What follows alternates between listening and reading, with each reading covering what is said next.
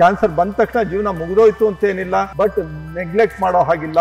ಈ ಅತಿಯಾಗಿರೋ ಉಪ್ಪು ಕ್ಯಾನ್ಸರ್ಗೆ ಮೊದಲನೇ ಕಾರಣ. ಸೊ ಕಡಿಮೆ ಆಗಿರೋ ಹಣ್ಣುಗಳು ಸಹ ಕ್ಯಾನ್ಸರ್ಗೆ ಮುಖ್ಯವಾದ ಕಾರಣ. ಉಪ್ಪು ನಮ್ಮ ದೇಹಕ್ಕೆ ಬೇಕಾಗಿರೋ 2-3 ಪಟ್ಟು 4 ಪಟ್ಟು ಹೆಚ್ಚಿಗೆ ಆದಾಗ ನಮ್ಮ ಜೀವಕೋಶಗಳಲ್ಲಿ ಫ್ರೀ ರ್ಯಾಡಿಕಲ್ಸ್ ಅಂತ ಅಪಾಯಕಾರಿ ಕಣಗಳು ಉತ್ಪತ್ತಿ ಆಗ್ತಾ ಇರುತ್ತೆ. ಪದೇ ಪದೇ ಕರೆದಿರೋ ಎಣ್ಣೆನ ಬಳಕೆ ಮಾಡೋದು ಟೋಟಲಿ ನಿಲ್ಲಿಸಬೇಕು. ಹಸಿ ತರಕಾರಿಗಳಲ್ಲಿ ಹಣ್ಣುಗಳಲ್ಲಿ ಆಂಟಿ ಆಕ್ಸಿಡೆಂಟ್ಸ್ ಅಂತ ಏನಿದೆ ವಿಶೇಷವಾದ ಅಂಶಗಳು, ಅದು ಈ ಫ್ರೀ ರ್ಯಾಡಿಕಲ್ ಡ್ಯಾಮೇಜ್ ಅನ್ನ ಕಡಿಮೆ ಮಾಡೋದ್ರ ಮೂಲಕ ಕ್ಯಾನ್ಸರ್ ಬರದೇ ಇರೋ ತರ ತಡೆಯುತ್ತೆ. ಪ್ರಕೃತಿ ಚಿಕಿತ್ಸಾ ಮಾಂತ್ರಿಕ, ಎಲ್ಲಿ ಮದ್ದಿಲ್ಲದೆ ರೋಗಗಳು ಮಾಯ. ಈಗ BP ಶುಗರ್ ಇದೆಲ್ಲ ಎಷ್ಟು ತೀವ್ರವಾಗಿ ಹೋಗ್ತಾ ಇದೆ, ಇದೆಲ್ಲದಕ್ಕೂ ಮಿಗಿಲಾದದ್ದು ಕ್ಯಾನ್ಸರ್. ಹೌದು. ಸೊ ಇಲ್ಲಿಗೆ ಕ್ಯಾನ್ಸರ್ ಪೇಷಂಟ್ಸ್ ಬರ್ತಾರಾ ಅಥವಾ ಯಾವ ಸ್ಟೇಜ್ ಅಲ್ಲಿ ಬಂದಾಗ ನೀವು ಕ್ಯೂರ್ ಮಾಡ್ತೀರಾ? ಇಲ್ಲಿಗೆ ಯಾವ ಸ್ಟೇಜ್ ಅಲ್ಲಿ ಪೇಷಂಟ್ಸ್ ಬಂದಿದ್ದಾರೆ? ಸೊ ಈ ಕ್ಯಾನ್ಸರ್ ಬಗ್ಗೆ ಸ್ವಲ್ಪ ಹೇಳಿ. ಕ್ಯಾನ್ಸರ್ ಅಂದಾಗ ಸಹಜವಾಗಿ ಬಹಳ ಮುಖ್ಯವಾಗಿ ನಾವು ಅದಕ್ಕೆ ಸ್ಟೆಪ್ ತಗೋಬೇಕಾಗಿರೋದು preventive step. So prevention is always better than cure ಅಂತ ಹೇಳ್ತೀವಲ್ಲ, ಹಾಗೆ. ಸೊ ಅದೇ ಕ್ಯೂರ್ ಮಾಡೋ ಪ್ರಾಸೆಸ್ ಬಹಳ ಕಷ್ಟ ಇದೆ. ಸೊ ಪ್ರಿವೆನ್ಷನ್ ಪ್ರಾಸೆಸ್ ಬಹಳ ಈಸಿ ಇದೆ. ಸೊ ಕ್ಯಾನ್ಸರ್ಗೆ ಮುಖ್ಯವಾಗಿ 3-4 ಕಾರಣಗಳು ಹೇಳ್ತಾರೆ ಸಹಜವಾಗಿ, ಇದು ಕ್ಯಾನ್ಸರ್ಗೆ ಕಾರಣಗಳು ಅಂತ. ಸೊ ಯಾವುದು? ಸೊ ಬೀಡಿ, ಸಿಗರೇಟು, ತಂಬಾಕಿನ ಉತ್ಪನ್ನಗಳು ತಗೊಳ್ಳುವಂಥದ್ದು, ಮತ್ತೆ ಅತಿಯಾದ ಮಾಂಸಾಹಾರ ಸೇವನೆ ಮಾಡಿದ್ರೆ, ಸೊ ಅತಿಯಾದ ಮದ್ಯಪಾನ ಸೇವನೆ ಮಾಡಿದ್ರೆ, ಆಮೇಲೆ ಹೆಚ್ಚಿಗೆ ಕೆಮಿಕಲ್ಸ್ ರೇಡಿಯೇಷನ್ಸ್ಗೆ ಎಕ್ಸ್ಪೋಸ್ ಆದ್ರೆ, ಇದು ಬಹಳ ಮುಖ್ಯವಾದ ಕಾರಣಗಳು ಹೇಳುವಂಥದ್ದು. ಬಟ್ ಬಹಳ ವಿಶೇಷ ಏನಂತಂದ್ರೆ ಮದ್ಯಪಾನ ಮಾಡ್ದೇನೆ ಇರೋರು, ಧೂಮಪಾನ ಮಾಡ್ದೇನೆ ಇರೋರು, ಬಿಡಿ ಸಿಗರೇಟ್ ತಂಬಾಕು ಸೇವನೆ ಮಾಡ್ದೇನೆ ಇರೋರು, ಮತ್ತೆ ಮಾಂಸಾಹಾರ ಸೇವನೆ ಮಾಡದೇ ಇರೋರು, ಯಾವ ರೇಡಿಯೇಷನ್ಸ್ಗೆ ಎಕ್ಸ್ಪೋಸ್ ಆಗದೆ ಇರೋರಿಗೆ ಕ್ಯಾನ್ಸರ್ ಹೆಚ್ಚಿಗೆ ಬರ್ತಾ ಇದೆ. ಇದಕ್ಕೆ ಮುಖ್ಯವಾದ 2 ಕಾರಣಗಳಿದೆ. ಅದು ನಮ್ಮ ಆಹಾರದಲ್ಲೇ ಇದೆ, ಅದು ನಮ್ಮ ಜೀವನ ಶೈಲಿಯಲ್ಲೇ ಇದೆ. ಅದ್ರ ಬಗ್ಗೆ ತಿಳ್ಕೊಳ್ಳೋದು, ಅದ್ರ ಬಗ್ಗೆ ತಿಳ್ಕೊಂಡ್ರೆ ಸಾಕು ಕ್ಯಾನ್ಸರ್ ಬರದೇ ಇರೋ ತರ ಬದುಕಬಹುದು. ಅದೇನಂತಂದ್ರೆ ಅತಿಯಾಗಿರೋ ಉಪ್ಪು ಮತ್ತೆ ಕಡಿಮೆ ಆಗಿರೋ ಹಣ್ಣುಗಳು. ಈ ಅತಿಯಾಗಿರೋ ಉಪ್ಪು ಕ್ಯಾನ್ಸರ್ಗೆ ಮೊದಲನೇ ಕಾರಣ. ಸೊ ಕಡಿಮೆ ಆಗಿರೋ ಹಣ್ಣುಗಳು ಸಹ ಕ್ಯಾನ್ಸರ್ಗೆ ಮುಖ್ಯವಾದ ಕಾರಣ. ಅತಿಯಾದ ಉಪ್ಪು ಕ್ಯಾನ್ಸರ್ಗೆ ಹೇಗೆ ಕಾರಣ ಆಗುತ್ತೆ ಅಂತಂದ್ರೆ, ಸೊ ಉಪ್ಪು ನಮ್ಮ ದೇಹಕ್ಕೆ ಬೇಕಾಗಿರೋ 2-3 ಪಟ್ಟು 4 ಪಟ್ಟು ಹೆಚ್ಚಿಗೆ ಆದಾಗ ನಮ್ಮ ಜೀವಕೋಶಗಳಲ್ಲಿ ಫ್ರೀ ರ್ಯಾಡಿಕಲ್ಸ್ ಅಂತ ಅಪಾಯಕಾರಿ ಕಣಗಳು ಉತ್ಪತ್ತಿ ಆಗ್ತಾ ಇರುತ್ತೆ. ಇದು ಅತಿಯಾದ ಉಪ್ಪಿನಿಂದನೂ ಆಗುತ್ತೆ, ಕಡಿಮೆ ಆಗಿರೋ ಕಾಲ್ನಡಿಗೆಯಿಂದನೂ ಆಗುತ್ತೆ, ಕಡಿಮೆ ಆಗಿರೋ ಬಿಸಿಲಿಂದನೂ ಆಗುತ್ತೆ, ಅತಿಯಾಗಿರೋ ಒತ್ತಡದಿಂದ ಆಗುತ್ತೆ, ಅಥವಾ ಒತ್ತಡಗಳ ಪರಿಹಾರ ಮಾಡ್ಕೊಳ್ಳೋದ್ರಿಂದ ಆಗುತ್ತೆ, ಮತ್ತೆ ಪದೇ ಪದೇ ಕರೆದಿರೋ ಎಣ್ಣೆ ತಿಂಡಿಗಳು ಸಹ ಇದರಿಂದ ಸೇರುತ್ತೆ.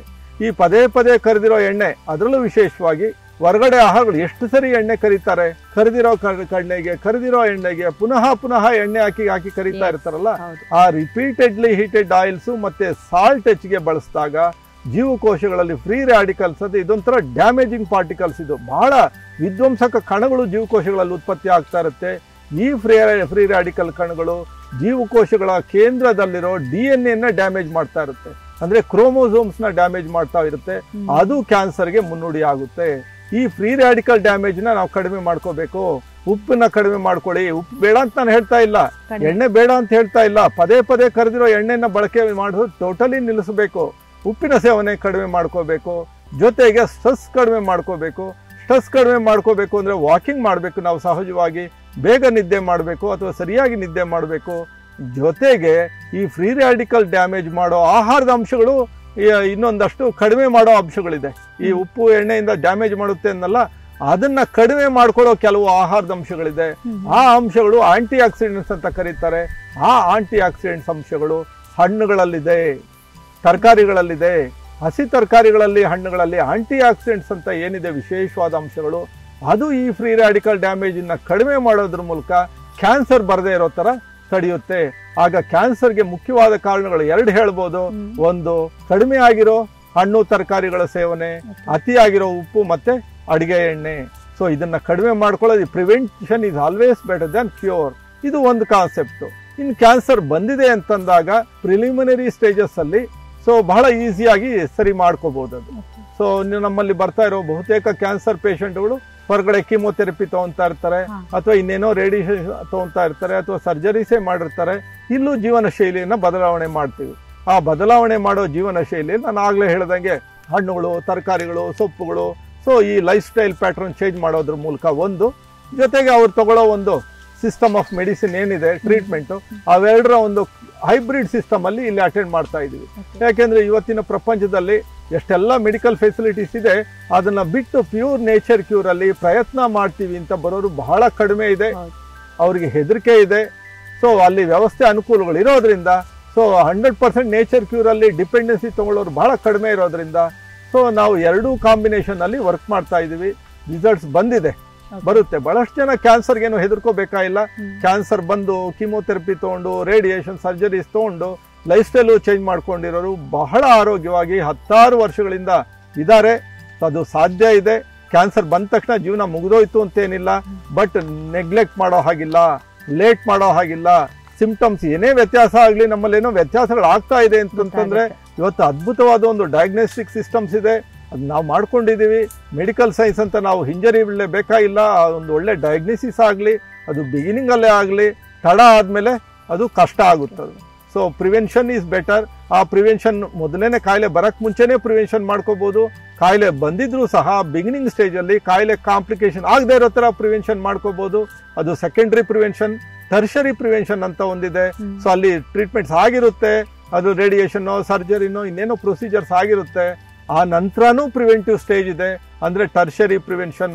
ಸೊ ಎಲ್ಲ ಹಂತಗಳಲ್ಲೂ ಜನ ಇವತ್ತು ಫೇಲ್ಯೂರ್ ಆಗ್ತಾ ಇದ್ದಾರೆ.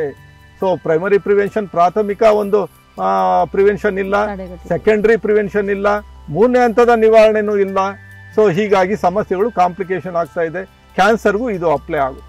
ಸೊ ಅವರು ಯಾವೆಲ್ಲ ಮೆಡಿಕೇಶನ್ಸ್ ತಗೊಳ್ತಾ ಇದ್ರು, ಅಲಾಂಗ್ ವಿತ್ ದಟ್ ನೀವು ನಿಮ್ಮ ಟ್ರೀಟ್ಮೆಂಟ್ ನ ಶುರು ಮಾಡ್ತೀರಾ? ಸೊ ಕಂಪ್ಲೀಟ್ ಆಗಿ ಸ್ಟಾಪ್ ಮಾಡೋದು? ಕಂಪಲ್ಸರಿ ಮೆಡಿಕೇಶನ್ ಸ್ಟಾಪ್ ಮಾಡೋದಿಲ್ಲ. ಈ ಲೈಫ್ ಸ್ಟೈಲ್ ಚೇಂಜಸ್ ಜೊತೆ ಕೆಲವು ತಿಂಗಳ ನಂತರ ನೀವು ಮೆಡಿಕಲ್ ಅಡ್ವೈಸ್ ತಗೊಳ್ಳಿ ಅಂತ ಹೇಳ್ತೀವಿ. ಬಹಳಷ್ಟು ಜನ ಅಲ್ಲಿ ಆಮೇಲೆ ಕಡಿಮೆ ಮಾಡ್ಕೊಂಡಿರೋರು ಇದ್ದಾರೆ. ಯಾಕೆಂದ್ರೆ ಸಹಜವಾಗಿ ಸೊ ಇಂಪ್ರೂವ್ಮೆಂಟ್ಸ್ ಇದ್ದಾಗ ಅದನ್ನು ಡಾಕ್ಟರ್ಸು ಸ್ಯಾಟಿಸ್ಫೈ ಆದಾಗ ಅವ್ರಿಗೆ ಔಷಧಿಗಳ ಪ್ರಮಾಣ ಕಡಿಮೆ ಮಾಡಿರೋ ಕೇಸುಗಳು ಬಹಳಷ್ಟು ಇದೆ. ಸರ್, ಇನ್ನೊಂದು ಸಿಲ್ಲಿ ಅನ್ಸುತ್ತೆ ನಮಗೆ, ಆದರೆ ಈಗ ಇತ್ತೀಚಿನ ಜನರೇಷನಲ್ಲಿ ತುಂಬ ಕೇಳ್ಪಡ್ತಿರೋದು ತಲೆನೋವು. ಎಸ್ಪೆಷಲಿ ನಾನು ಈ ಸ್ಪೆಕ್ಸ್ ನೋಡಿ ಚಿಕ್ಕ ಮಕ್ಕಳಿಂದ ಹಿಡಿದು ದೊಡ್ಡವರೆಗೂ ಸ್ಪೆಕ್ಸ್ ಬಂದ್ಬಿಟ್ಟಿದೆ. ಇವನ್ ನಾನು ನೀವು ಕೂಡ ಹಾಕೊಂಡಿದೀವಿ. ಅದಕ್ಕೆ ರಿಲೇಟೆಡ್ ಆಗಿ ಬೇರೆ ಬೇರೆ ಕಣ್ಣಿನ ಸಮಸ್ಯೆ ಇರ್ಬೋದು, ಕೆಲವರಿಗೆ ತಲೆನೋವು ಇರ್ಬೋದು. ಈ ತಲೆನೋವಿಗೆ ಅಂತ ಏನಾದ್ರು ಪರ್ಟಿಕ್ಯುಲರ್ ಆಗಿ ಕಾರಣಗಳಿರುತ್ತೆ? ಕಾರಣಗಳಿದೆ. ನಮ್ಮಲ್ಲಿ ಬಹಳಷ್ಟು ಜನ ಮೈಗ್ರೇನ್ ಕೇಸುಗಳು ಪೂರ್ತಿ ವಾಸಿ ಆಗಿದೆ. ಯಾರಿಗೆಲ್ಲ ವಿಶೇಷವಾಗಿ ಮೈಗ್ರೇನ್ ಬರುತ್ತೆ ಅಂತಂದ್ರೆ, ಮೈಗ್ರೇನ್ ಅಂದ್ರೆ ಏನ್? ಫಸ್ಟ್ ನಿರಂತರವಾಗಿ ತಲೆನೋವು, ಬಿಟ್ಟು ಬಿಟ್ಟು ಬರ್ತಾ ಇರೋ ತಲೆನೋವು. ಇದಕ್ಕೆ ಮುಖ್ಯವಾಗಿ ಯಾರೆಲ್ಲ ಹೆಚ್ಚಿಗೆ ಕಾಫಿ ಟೀ ಕುಡಿತಾರೆ ಅಥವಾ ಹೆಚ್ಚಿಗೆ ಸಕ್ಕರೆ ಪದಾರ್ಥಗಳು ತಿಂತಾರೆ, ಅವ್ರಿಗೆ ಇದು ಸಹಜವಾಗಿ ಬರುತ್ತೆ. ಸೊ ನಮ್ಮಲ್ಲೇ ಒಬ್ರು ಬಂದಿದ್ರು, ಅವ್ರಿಗೆ 15 ವರ್ಷದಿಂದ ಮೈಗ್ರೇನ್ ತಲೆನೋವು ಇತ್ತು. ಎಲ್ಲ ಚಿಕಿತ್ಸೆಗಳು ಆಗೋಗಿತ್ತು.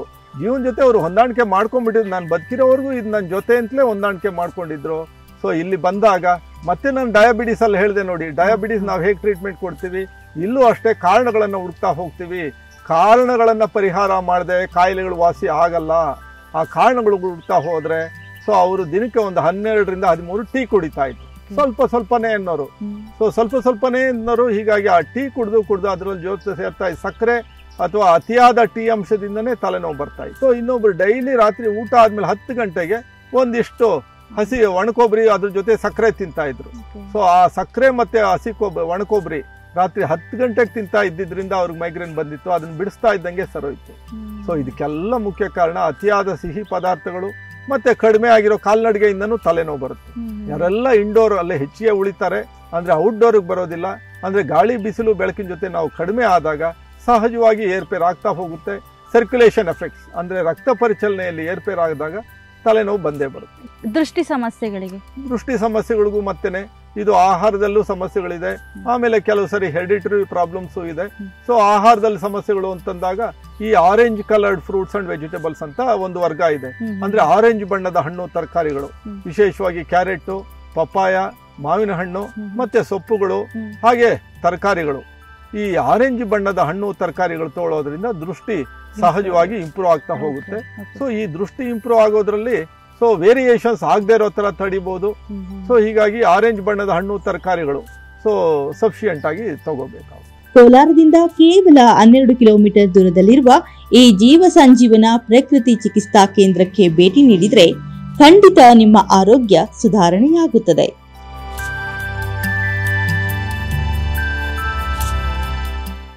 ಬಿಪಿ ಶುಗರ್ ಪೀಡಿತರಿಗೆ ಇಲ್ಲಿ ಸಿಗುತ್ತೆ ಸರಳ ಪರಿಹಾರ.